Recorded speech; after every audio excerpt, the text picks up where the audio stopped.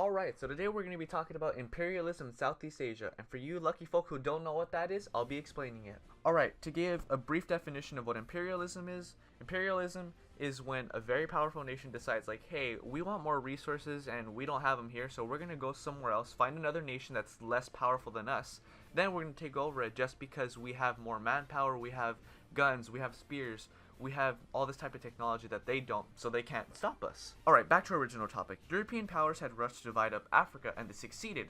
The Belgians got a part of Africa, the British got a part, French got a part, Italians got a part, Portuguese, and the Spanish, and there was little to no independent parts of Africa to which they still owned it themselves. So the Europeans decided, hey, let's go to the Pacific Rim because that's where the countries that border the Pacific Ocean are. Later on, Europeans found out that the Western nations desired the Pacific Rim lands for the strategic location along the sea route to China. Westerners had found out the true value of the Pacific colonies because it had many sources of tropical agriculture, minerals, and oils. When Europe had found out about this, they're like, this is our land, we're going to take it for ourselves, okay? We want these resources. So they decided to challenge the Westerners so that they can get their own part of the nation. Imagine that. Just one day you're like doing stuff in your house and then all of a sudden like a group of people from another nation just decides to take over because they're more powerful than you. That's not cool. So I'm going to make a scenario for you and you can tell me what you would do. Alright, so imagine yourself laying down in your bed watching TV, all comfortable. Then all of a sudden, you hear a knock on the door and decide, oh man, I don't want to get up. But then the guy just keeps knocking and knocking and knocking and you finally have to get up. So you walk to your door and you see this guy you've never seen before at your house. He says, hello, my name is blah blah blah, and yeah, I'm here to tell you that I'm gonna take over your house because, you know, I just decided I like this house and it's pretty cool. I like the environment, I just like everything about it. Then he has a group of men take you out of your house, and that's it. You never go back to your house again. How would you feel if you had no control over that? That scenario that I just classified right now, that was what was going on in imperialism in Southeast Asia. Just imperialism in general. Alright, now I'm going to classify and describe some of the effects colonization had on Southeast Asia. In some cases, when imperialism was taking over, that nation that they took over was actually benefited, but in many cases they weren't benefited. So an example that I have is when European colonists took over Africa, the only benefit that they had was European medicine and education would benefit colonized people, and as a result, Africans had longer lifespans and higher literacy rates in some areas, but that was literally the only good thing that happened. Like European colonists in Africa believe wealth and power gave them the right to claim foreign lands, and then as a result, Africa lost their lands and their independence.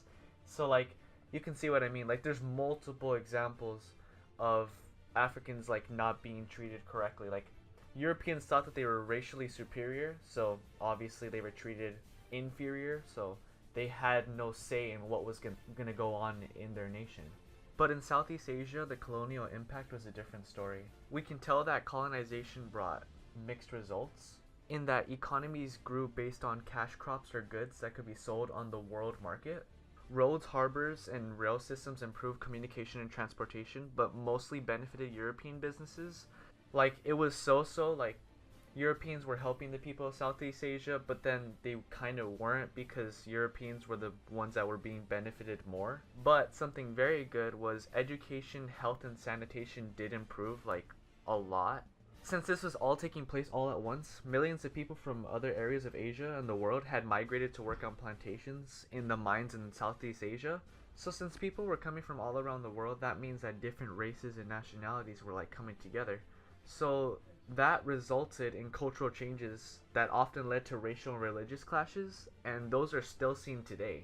Alright, let's talk about the perspectives of the colonizers, which in this case are the Europeans. Whenever the Europeans went on a journey to look for a new nation to take over, they genuinely thought that they weren't doing anything wrong. Europeans often justified themselves under the theory of social Darwinism, and the definition of social Darwinism is the belief that wealth, technology, success, and strength make some groups superior to others, thus giving them the right to invade other people's lands without their permission, because they can't be stopped. So what this information entails is that the colonizers had no remorse for the nations that they were to take over. On the other hand, we have the perspective of the colonized, which in this case are the citizens of Southeast Asia. The topic of the colonized is sort of difficult to discuss because of all the variables that are involved. Because first of all, you wouldn't know how everyone was affected individually. Some people, when the Europeans came, could have had a better life, and some people could have had a worse life. Second of all, people might have actually liked the idea of people coming from all around the world to their nation to explain and share some of the information that they have. And one last point to make is the information that was shared to the nation can be used and spread across the world. Later on, people of Southeast Asia would use the information given by the Europeans to self-benefit themselves. As a whole, the idea of imperialism is open up for discussion. Who knows? Maybe without imperialism, our world wouldn't be how it is today. Maybe it could have been something completely different if Europe didn't invade Africa, Southeast Asia, or etc.